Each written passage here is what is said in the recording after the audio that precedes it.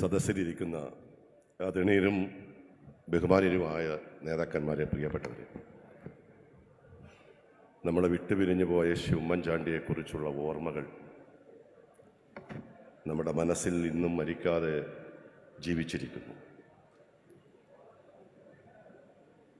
കാലം മായ്ക്കാത്തതൊന്നുമില്ല എന്ന് പറയുന്നുണ്ടെങ്കിലും അതിന് അപവാദമാണ് ഉമ്മൻചാണ്ടി. തമസ്കരിക്കപ്പെടുമ്പോൾ കൂടുതൽ തിളക്കമാർക്കുന്നത്, വിസ്മരിക്കപ്പെടുമ്പോൾ കൂടുതൽ സ്മരിക്കപ്പെടുന്നത്, പറയാതിരിക്കുമ്പോൾ കൂടുതൽ പറയപ്പെടുന്നത്, അതാണ് ഉമ്മൻചാണ്ടി. ആരെങ്കിലും ഉമ്മൻചാണ്ടിയെ പേര് പരാമർശിക്കാതെ പോയാൽ ആർത്തിരമ്പുന്ന തിരമാല പോലെ സദസ്സിൽ നിന്നും ഉയർന്നു വരുന്ന പേര് ഉമ്മൻചാണ്ടിയുടേതാണ്. ഈ അടുത്ത കാലഘട്ടത്തുണ്ടായ ചില സംഭവവികാസങ്ങൾ അതിന് സാക്ഷ്യമാണ്. കാരണം ഉമ്മൻചാണ്ടി ജീവിക്കുന്ന നമ്മുടെ മനസ്സിലാണ്. ജീവിതകാലം മുഴുവൻ ഹൃദയത്തോട് ചേർത്ത് പിടിച്ച് ദർശനം പകരുന്നൊരു വെളിച്ചമായിട്ടാണ് ഉമ്മൻചാണ്ടി നമ്മുടെ മുന്നിലുള്ളത്. ആ വെളിച്ചം അണയാത്ത ദീപമാണ്.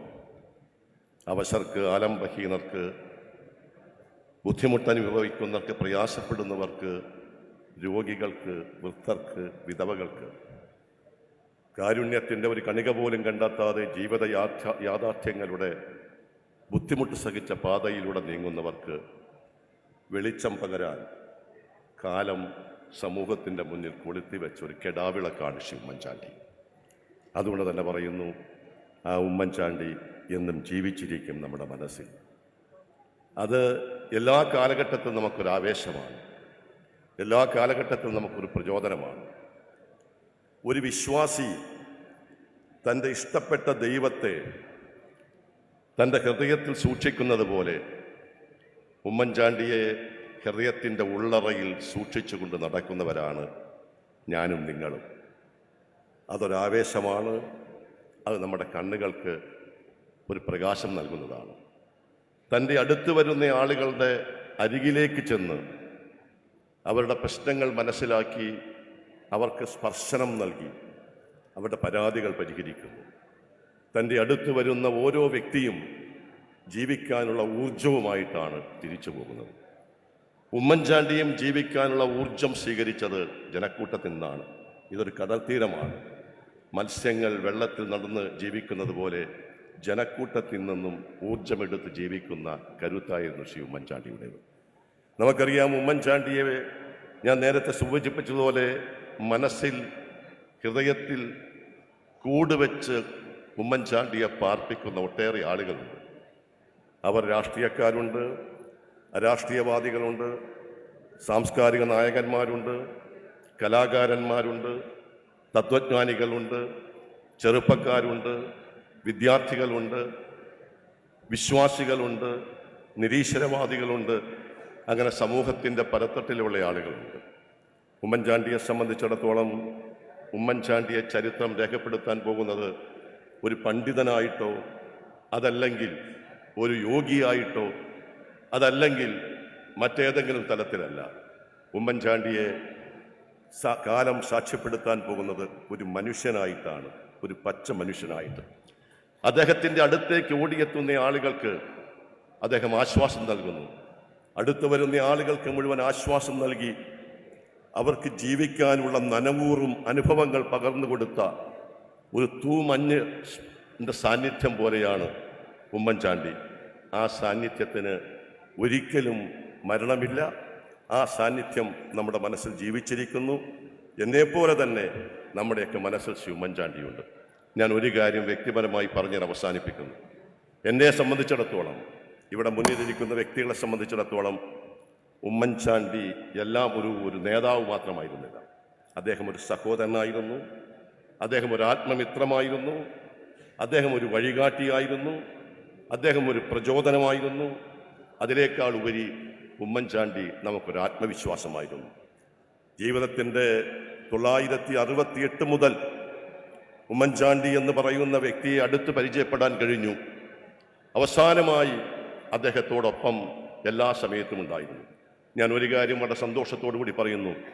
കോൺഗ്രസ് പാർട്ടി രാഷ്ട്രീയം എനിക്ക് ഒട്ടേറെ പദവികൾ നൽകിയിട്ടുണ്ട്. ഞാൻ സംതൃപ്തനാണ്. ഞാൻ KSUവിൻ്റെ പ്രസിഡൻ്റായിരുന്നു. ഞാൻ യൂത്ത് കോൺഗ്രസിൻ്റെ ഭാരവാഹിയായിരുന്നു. ഞാൻ KPCC ഭാരവാഹിയായിരുന്നു. ഞാൻ 2 വട്ടം MLA ആയി. ഞാൻ 2 വട്ടം MP ആയി. ഇതെല്ലാം എൻ്റെ സ്ഥാനമാനങ്ങളിൽ എനിക്ക് അർഹതയുള്ളതാണ്. പക്ഷെ ഞാൻ അഭിമാനത്തോടു കൂടി പറയുന്നു, ഇതിനേക്കാളൊക്കെ എനിക്ക് അർഹതപ്പെട്ടതും ഞാൻ അഭിമാനം കൊള്ളുന്നതും ശ്രീ ഉമ്മൻചാണ്ടിയുമായി ആത്മബന്ധം ഉണ്ടാക്കാൻ കഴിഞ്ഞു എന്നതാണ് എൻ്റെ ജീവിതത്തിലെ ഏറ്റവും വലിയ സമ്പത്തായി ഞാൻ കരുതുന്നത്. ആ സമ്പത്തിനോട് കിടപിടിക്കാൻ കഴിയുന്ന ഒന്നും തൻ്റെ ജീവിതത്തിൽ നമുക്ക് ലഭിക്കാൻ കഴിഞ്ഞിട്ടില്ല. ആ ഉമ്മൻചാണ്ടിയുടെ ഓർമ്മകൾ നമ്മുടെ മനസ്സിലുണ്ടാകും. ഞാൻ ബഹുമാനായ ശ്രീ ചിദംബരംജിയോട് ഞാൻ നന്ദി രേഖപ്പെടുത്തുന്നു. യൂത്ത് കോൺഗ്രസ് ഈ പരിപാടി സംഘടിപ്പിച്ചപ്പോൾ അദ്ദേഹം ഇവിടെ എത്തിച്ചേരാൻ കാണിച്ച അദ്ദേഹത്തിൻ്റെ സൗഹൃദത്തിന് കാലികമായ വിഷയങ്ങളുമായി ചേർത്ത് പിടിച്ച് ബഹുമാനായ ശ്രീ ഉമ്മൻചാണ്ടിയുടെ പ്രാധാന്യത്തെ, പ്രസക്തിയെ ഇവിടെ വിവരിച്ചതിന് ഞാൻ അദ്ദേഹത്തിന് നന്ദി പറയുന്നു. കേരള പ്രദേശ് യൂത്ത് കോൺഗ്രസ് കമ്മിറ്റിയോട് ഞാൻ ഒരിക്കൽ കൂടി നന്ദി രേഖപ്പെടുത്തുന്നു. നിങ്ങളൊരു അവാർഡ് തീരുമാനിച്ചു. അവാർഡ് കൊടുക്കാൻ ഇന്ന് ഇന്ത്യയിൽ ജീവിച്ചിരിക്കുന്നതിൽ ഏറ്റവും യോഗ്യനായ വ്യക്തിയുടെ കയ്യിലാണ് ഈ അവാർഡ് ചെന്നെത്തിയത്. ആ അവാർഡുമായി സംസാരിക്കുന്നതിന് വേണ്ടി ബഹുമാനപ്പെട്ട ശ്രീ മൻമോഹൻ സിംഗുമായി ബന്ധപ്പെട്ടപ്പോൾ അദ്ദേഹം പറഞ്ഞത്, അദ്ദേഹം ഇപ്പോൾ ഒരു അവാർഡ് പോലും സ്വീകരിക്കുന്നില്ല, പക്ഷെ ഉമ്മൻചാണ്ടിയുടെ പേരിലുള്ള അവാർഡാന്ന് പറഞ്ഞപ്പോൾ അദ്ദേഹം പറഞ്ഞത്, ആ അവാർഡ് സ്വീകരിക്കുമ്പോൾ എൻ്റെ വലിപ്പം വർദ്ധിക്കുന്നു എന്നാണ് അദ്ദേഹം സൂചിപ്പിച്ചത്. അത്രമാത്രമല്ല. മറ്റൊന്ന്, പ്രിയപ്പെട്ടവരെ, യൂത്ത് കോൺഗ്രസ് എടുത്തൊരു തീരുമാനം കോക്ലിയർ ഇംപ്ലാന്റേഷനാണ്. ബഹുമാനായ ശ്രീ ഉമ്മൻചാണ്ടി ജീവിച്ചിരുന്ന കാലഘട്ടത്ത് ഒട്ടേറെ ക്ഷേമ പരിപാടികൾ, ജീവകാരുണ്യ പ്രവർത്തനം നടത്തിയെങ്കിലും അതിൽ ഏറ്റവും വലിയ, അദ്ദേഹത്തിൻ്റെ ഏറ്റവും വലിയ പരിപാടിയായി നമുക്ക് കാണാൻ കഴിഞ്ഞത് കേൾവിയും സംസാരശേഷിയും നഷ്ടപ്പെട്ട കുട്ടികൾക്ക് കോക്ലിയർ ഇംപ്ലാന്റേഷനിലൂടെ അദ്ദേഹം കേൾവി കൊടുത്തു എന്നതാണ്.